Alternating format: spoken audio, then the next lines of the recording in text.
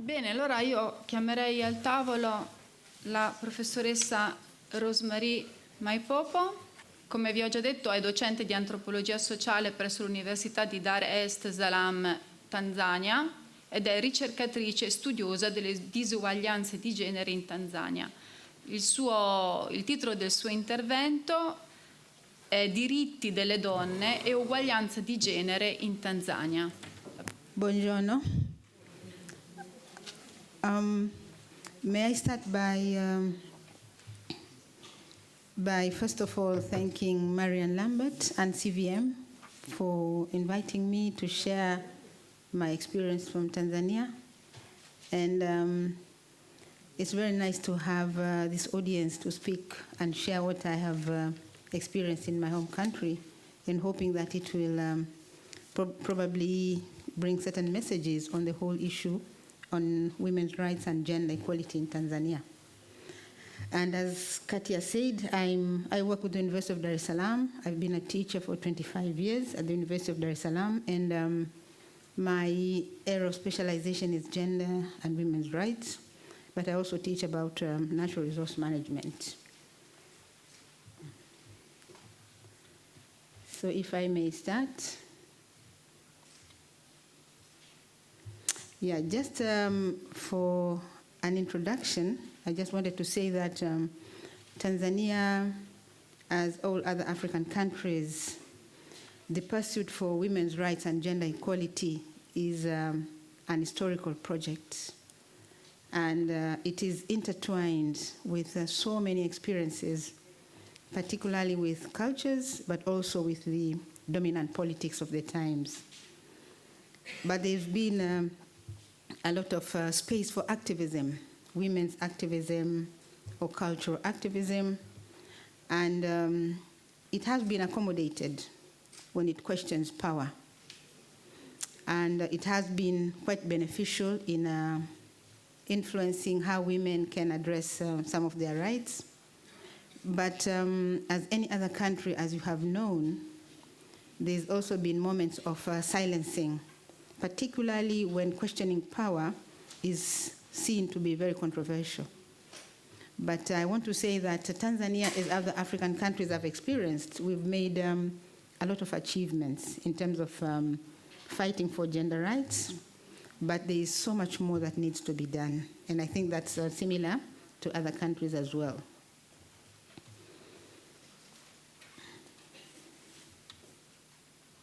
Sorry, this thing. If I could, yeah. Now, briefly, the context for addressing gender issues in Tanzania. You can tell they're actually embedded in so many factors. One is about traditions and customary context, but the other is about historical experiences, including colonialism. And we've had our share of having harboring neighbors, refugees from all over the south of Africa. But also, we've been trying to maintain our position in the international citizenship. And then the politics of the time have made a very big difference in what we talk about gender. And then education has made a lot of difference. So when we talk about gender and women's rights, these are the contexts within which we actually address those things. Now, this is briefly the United Republic of Tanzania. It's one of the 5 countries in the East African community. It's the largest country. It has a population of about 55 point something million, where women are 51%, but we have a very huge youth population. And our major language is Kiswahili.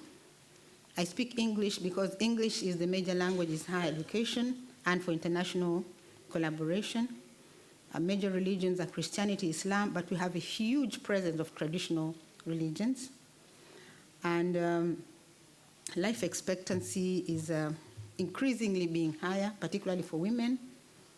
And we are quite a resource-rich country. It's unfortunate that we are among the poor communities in the world, but in terms of natural resources, I think we are the 4th gold producers in Africa with diamonds. Tanzanite is the only jewel that is produced in the world. And then economic growth is now 7%, but the population below poverty is about 20%. So we are rich, but we have a lot of issues to do. And this impact also on the way we address gender. And as you can see, in terms of the Gender Development Index, Tanzania is among the third, is within the third group. It actually features even better than other neighbors, particularly because of life expectancy for the women, access to services also. Now let me talk about cultures. Cultural influences on gender and gender equality is huge. Although it is declining, but it's relatively huge. Traditional practices impact a lot on what women and sometimes men can do.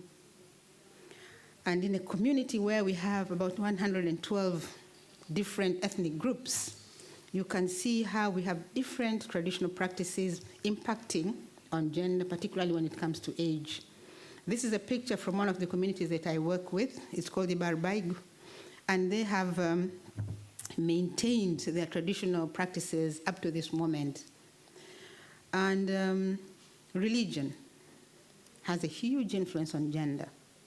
We talk about Islam and the way they define marriage, the age of marriage for the girl. We talk about Christianity and the way in which they impinge on a woman when it comes to divorce. There's so many things that people can do which are influenced by religion. But at the same time, there are so many egalitarian communities where even access to land is equal. Women can also access land, can own property, but it's not the same. Predominantly, the communities in Tanzania are patriarchal, and where men dictate most of the things, even at the households. So the impact is about inequality in decision-making, inequality in access to resources. Early marriages are common, unfortunately. But also there's some tendency of investing in male education more than the girls. Although we have some parity, but you'd find when it comes to higher education, for example, whom would you want to educate? It would be the man. Sometimes even we have cultures that practice woman-to-woman marriage, not in terms of the marriage itself, but because of the needing for a male heir to own or to carry the family name. We have female circumcision in certain communities, unfortunately. It works, but it's tradition. So here I'm trying to talk about what should women do. Women in certain cultures, different cultures, have the right to an identity, but what is harmful and what is not, and who defines what is harmful. But also religious virtues. Should I be a Christian and maintain my marriage? Or should I be an Islam and also consent to early marriages? So we are living in a heterogeneous community where we tend not to tolerate per se, but to think of what should be the right thing to do, particularly when it comes to accessing gender rights. The other thing that is also important that I wanted to share is about the legacy of colonial project and the missionaries. We've had our experience of colonialism. We got our independence in 1961, but it had a lot of baggage. And one, because of the audience here, I wanted to talk about education. Education for employment, for example. Colonial people had located themselves in certain areas which were favorable for weather particularly, and that's where education actually advanced. So you can actually even tell in the southwest, in the north, where missionary schools were there, the people were educated. But also the high schools for boys, it had been a favor of colonialism, and you find that trend continuing. So when you talk about higher education having more boys than girls, it's a legacy. But at the same time, there were also some training for girls. Girls were allocated certain professions which were seen as good, social work, the community development, social welfare, that has left that baggage. And then the missionaries were also influencing the trends in education, the way in which we grew our education processes and education systems. And one thing that is very important is that at one point, because the missionaries were more Christians, it had not excluded Islams, but the Muslims themselves didn't want to go to Christian schools. So that was a very big difference for some time. Although clever Muslim families took their boys to school and would find even regional commissioners, but they're only men. At the same time, we experienced the first kind of egalitarianism by mission-led schools. And the first 3 women who went to university in the early 1950s were actually facilitated by the Moravian Church. They went to Makerere University. So you can see that kind of difference and what they were trying to establish within that ownership. And finally, it's about property ownership. Property ownership is one of the biggest problems that we're having in Tanzania today. But it had some cultural tendencies, as I said earlier, but also colonialism. When cash crop production was at its full, sisal, cotton, tea, the registration of land ownership was done under the traditional head of the house, was the male. And that actually legalized the system of property ownership. And that was carried forward even after independence. And unfortunately, some of the things, that baggage is continuing today.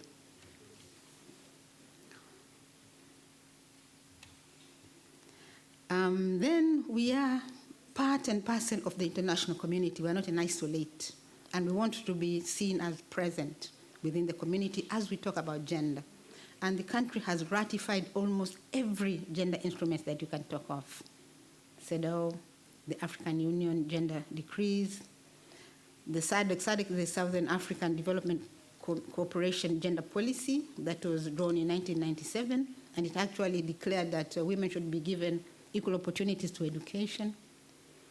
And we've been customizing and informing gender sensitivity and mainstreaming processes. One of the best things that has been taken up is gender mainstreaming in teaching in higher education. And gender mainstreaming in teaching in higher education began in the mid-1990s. So we've actually been accommodating what is being taken in the world and what should be applied in Tanzania.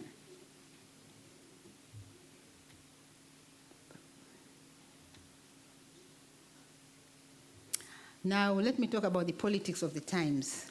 The politics of the times have also had many influences. This is the picture of our first president, Mwalimu Nyerere. And what Mwalimu Nyerere did with regards to women and gender, first of all, during his right after independence, he talked about what Tanzania needs to develop is to do away with ignorance, poverty, and disease.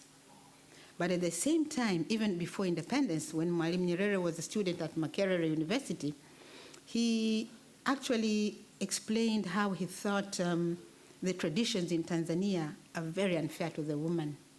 And he explained his experience that, of his own mother, that when his mother used to go to farm, she would go with 2 of her children, and she would be made to farm, and his father would even touch the children. But then he had a clever brother whom would always protect his mother when the father wanted something while the mother was working. So what the brother would do, he would pinch Mwalimu Nyerere and he would cry. So when the woman would say, "What you are doing?" then the boy would say, "No, don't worry, I'll take care of the boy." But the moral of his story was that sometimes it's very important to understand what do women do with these cultures and how can we protect them. And he, at that time, came with this saying that women in Tanzania think they are chicken. They just crawl on the ground and forget that they are eagles. And he said they should spread their wings. And he also said that women in Tanzania should be taken to those big schools where we take men. Because without taking women to schools, then we are not going to make a difference. The education system or the development system won't be that inclusive. And the moral there was saying that let's capacitate women themselves, bring their capacities to a point where they can actually make a difference for their own lives.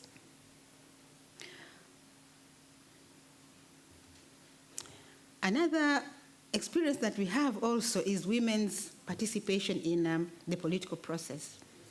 In this fifth phase, we now have a fifth phase of government, and for the first time, we have a female vice president. She's called Samia Suluhu. And we have certain representation of females in the cabinet, not so much, as you can see. But for a long time, we've had a special provision on having special seats in parliament for women.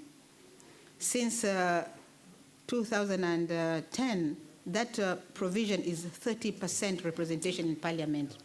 So these special seats are also in the local councils where in every local council, you should have 30% of the representatives to be women. But their only clause should be they should know how to read and write. So you can see how the process was actually trying to say, how do we get women who can make a difference to women's lives, but give them a platform to speak for other women? So this was in the Constitution. But another thing, as you can say, politics is something else, and politics can be beneficial, but it can also be legitimizing systems for gender inequality. For example, having women in the political process to fight for gender rights was seen as a very, very advanced step. But the experience is that sometimes women can be used to facilitate something.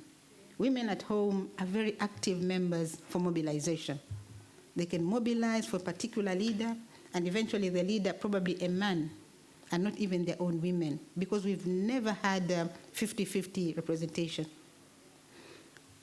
So they are used by the system to legitimize the system, and gender inequality remains as it is. And on the other thing, when you analyze the presence of the vice president, is that it's also strategic. I'm trying to say this so as we think of why do we have female representatives, are they there for the women or they are simply there for the political system? In 2015, we had our strongest opposition process in the general elections, things that we learned from other countries in Europe. But at that time, we had a very strong opposition. And that opposition was said to win that election. But the ruling party played its game. And by electing a running mate to be a female, it was actually appealing to female voters. And who goes to vote? In my country, it's women. They go to vote any time. So by doing that, actually, it won. It was quite an easy way to do that thing. But the other thing is also women themselves. Some of the special seats representatives are questioning themselves that yes, we get the special seats. It's like you are selected and favored into a position, but it doesn't give you the clout, let's say, to make a final decision on women's issues in a particular area, because you don't have the mandate of a geographical location. I think you know special seats. Special seats can be, they are chosen from the representation in political parties. They are not necessarily chosen from a particular geographical entity like Senigallia. So you'd represent, let's say, Fermo in general. So you don't have the ultimate clout to say this should be done in what area. So they're also questioning themselves whether they should be there or shouldn't be there. And that's why we are having our general elections next year. Many of them are looking for geographical seats, for parliamentary seats. And then at this other time is that there's a lot of questioning about the historical disadvantages that had actually led to this special seats clause. People are trying to say, is it favoritism? Are we still maintaining the historical disadvantage that is applying today? So there's so many questions. And that's why when we talk about working for female rights using the special seats, is it really valid? Are the women themselves accepting it? So those are some of the questions that are going on. But in terms of national policy processes, Tanzania has made advances. Every government policy it is mandatory to mainstream gender. It is also mandatory to explain what kind of opportunities, let's say in the fishing sector, or in the education sector, it should be the clause. And significant achievements have been garnered. There are gender desks in every ministry. Every higher education institution should have a gender desk. And eventually, the Ministry of Education is talking about should we also introduce gender desks at the primary schools and secondary schools. It hasn't been achieved, but at least it's being questioned. The other thing, though, is about policy issues. We talk about gender, and you won't find anywhere where the gender word isn't there. But we are still questioning ourselves. Has it made a difference to attitudes? Because sometimes it's mentioned as nominal, and that insensitivity to things that are done to women or girls are there, that impunity. So the gender rights agenda itself is still also going under questions on whether policies make a difference or implementation should make a difference. And I'll tell you when I come to education what it means there. And the other thing is also we've had a significant platforms of struggle. The civil society has helped a lot. There's a lot of activism by NGOs, and particularly in support of international NGOs, UNICEF, UN Women, you mentioned it, World Vision, the excellent platforms for struggle. But so many things still exist. For example, the NGOs supported the change of the Land Act and the land policy, and there's a special clause for women to own property. Even for mortgage, a woman should consent to mortgage property with the man, with the partner. But we have a lot of issues yet. Then the NGOs also facilitated the drawing of the Sexual Offences Special Provision Act, but we have significant amount of rape, FGM, female genital mutilation, early marriages. And then we had a campaign called We Can End Violence Against Women, and it facilitated having change agents who are men themselves. Men actually go to communities and sensitize on against violence against women. I hope it is also in Italy. I don't know. And also some capacity building for women into political leadership.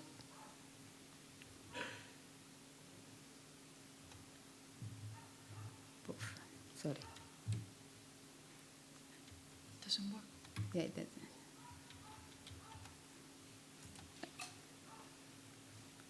Wow.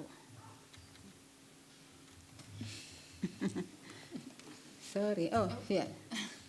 Too fast. Too fast.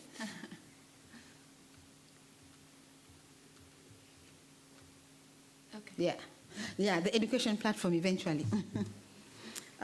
There's so many things, so many advances that have been done in education, I wanted to say. But one thing that I wanted to mention in particular, and that has raised a lot of issues in Tanzania and the world, is the clause from the National Education and Training Policy of 2014. This was a policy that was passed during our fourth phase of presidency under Kikwete, who know him. And for the first time, it had established fee-free education for, we call that basic education. That means the 11 years of first education should be fee-free. Because being not a very well-resourced in terms of household income, there was an issue on who can attend education. And there were so many dropouts or so many misenrollments, people not being enrolled, children. But whom did it impact more? It impacted more on the girls, particularly when it comes to making a decision on who should go to secondary school, who should you support for boarding school, because boarding school is not very, very cheap, and it made a very big difference. But this policy made a difference, and one thing that it has made very, very positive is that it has improved gender parity in primary and secondary school level. And we find a lot more girls coming in than it had been before, but also a lot more girls from poor families. We have these children called from internal migrant families, where they come into a community, do not have much, they are not quite well resourced, but cannot even go to school. But now it is mandatory to enroll them, so you find them enrolled. Then we have a clause called a Capitation Grant. The Capitation Grant is, I think it's come from a World Bank loan, but one of its provision is that there should be a certain amount of money that supports girls during their menstruation. And every school should buy sanitary pads. Of course, the amount is so small. And with the enrollment,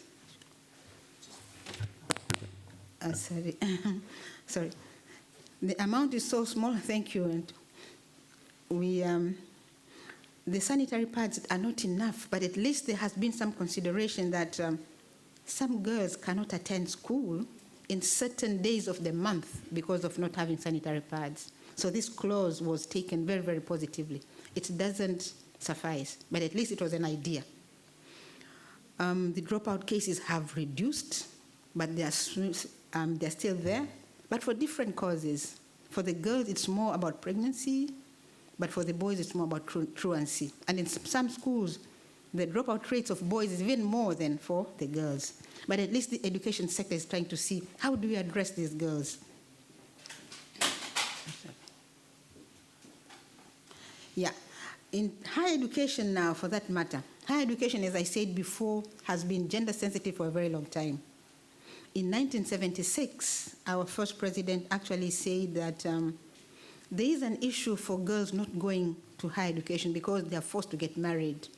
So he made a decree that girls after Form 6 should go straight to higher education, while boys did 2-year services. And it made a difference. It made a difference, but it didn't suffice.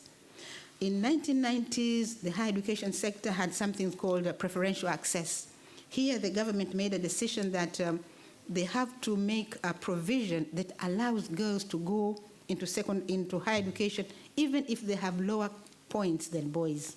And what was done was to give them a special favoritism of 2 cut-off points, because it was argued that sometimes girls do not have very good grades in high school, not because they are not intelligent, but because of circumstances.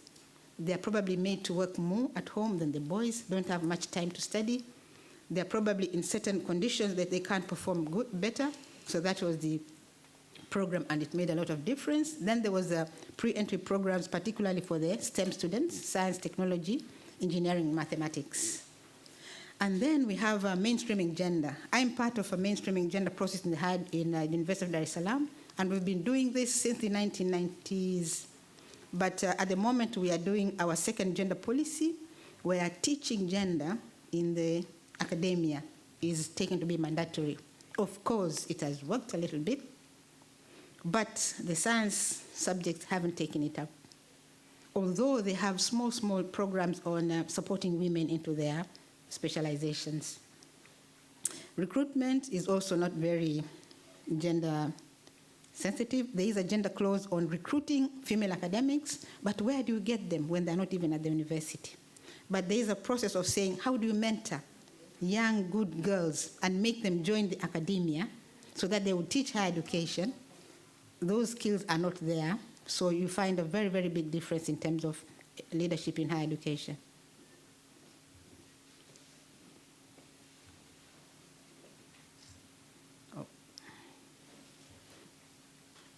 Forgive me a little bit. Perhaps with the mouse. With the mouse? Okay. Oh, good. That's good. Yeah. Yeah. Now education has a big influence on employment and labor force participation. As I said before, the government in Tanzania's policies are no discrimination in recruitment, but also in promotion.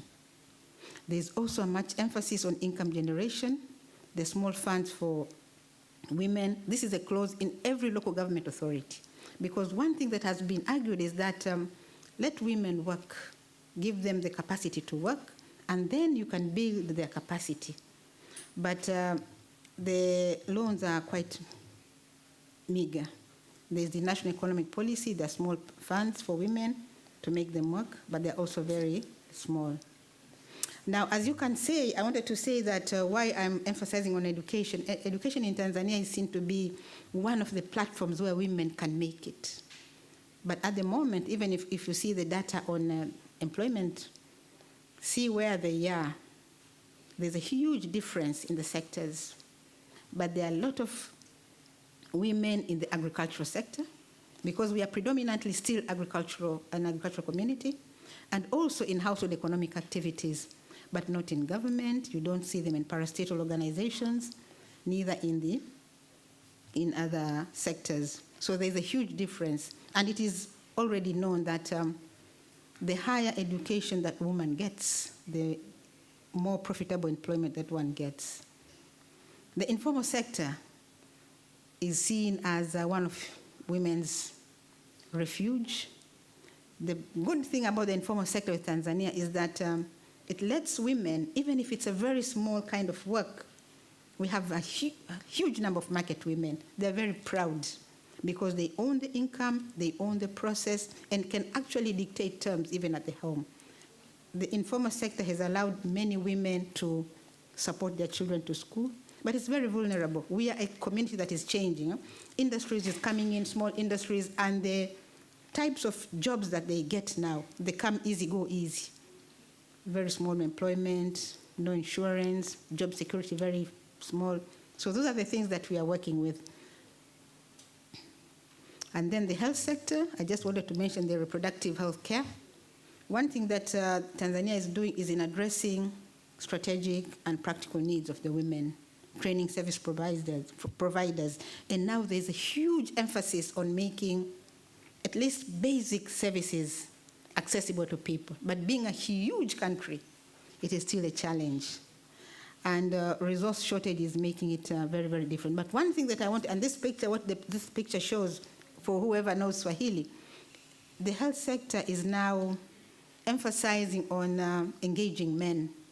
So the fight for gender is trying to see how do we engage men in the reproductive health care, because Tanzania had a huge problem of maternal mortality, infant mortality, and HIV was causing a lot of violence, intimate partner violence, particularly sometimes when men would actually claim that it was the woman abroad, that kind of thing. So poor education, poor information, but with cultures, has made the government redesign why it is very important to have men joining women in the whole reproductive health care. We have a huge issue on gender-based violence, but it's also because of maintaining to traditions and not poor sensitization, but rigidity to change. Patriarchy still is there. Impunities are still there, though we have a very good policy, but also inequality in resource ownership. Sometimes poverty, I wanted to say poverty challenges dignity.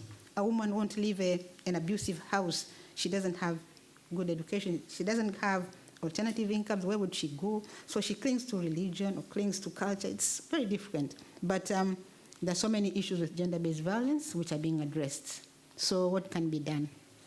One of the things that we've been doing and the country has been doing is activation the women themselves. This is a Maasai woman whom traditionally wouldn't speak in public, but through education, sensitization, they are being made to speak and to make demands.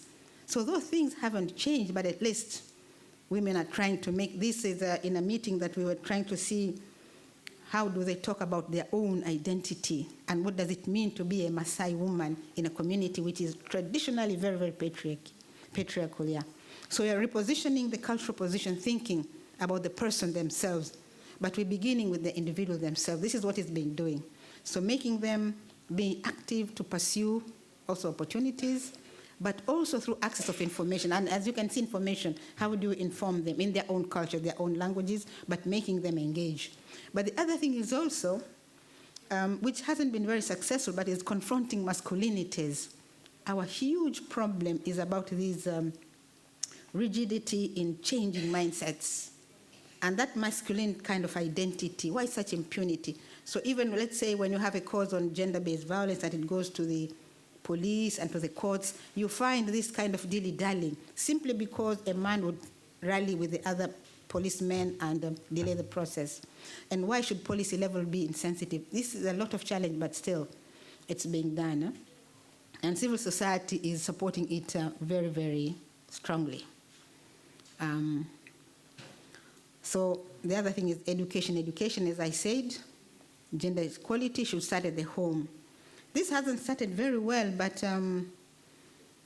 things are being made to, people are being made to understand. How do you make a man at a university level, for example, really stop talking about gender being synonymous to women only?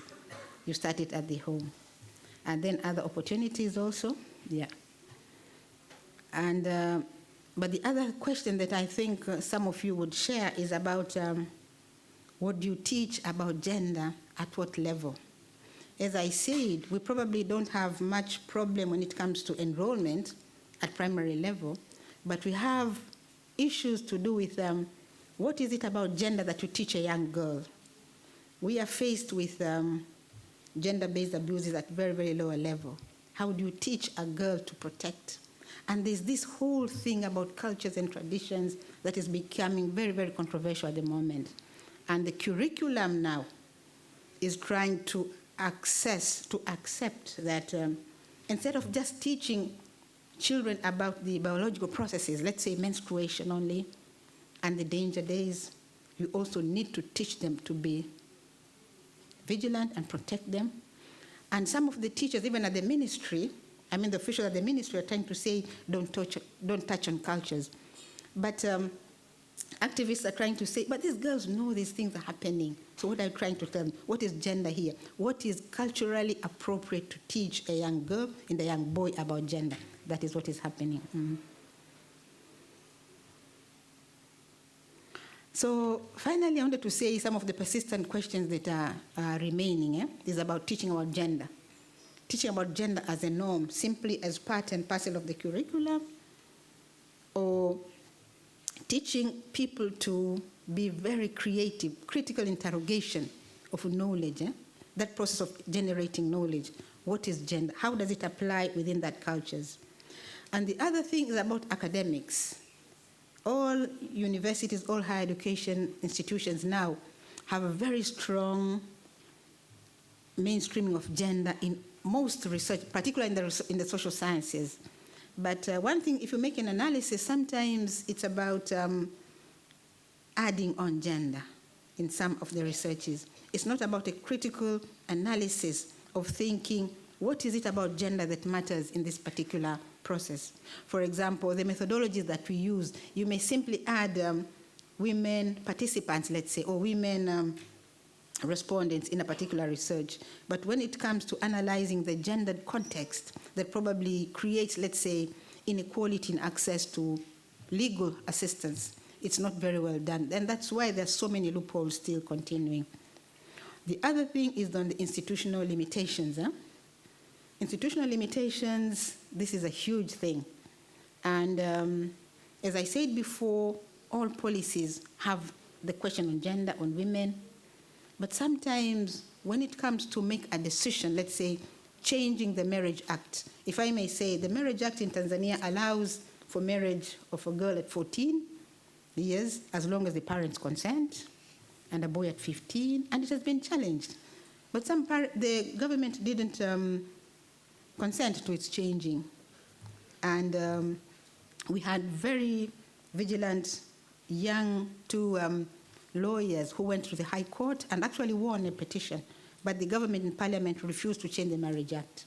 So speaking truth to power, that kind of thing, it's very still.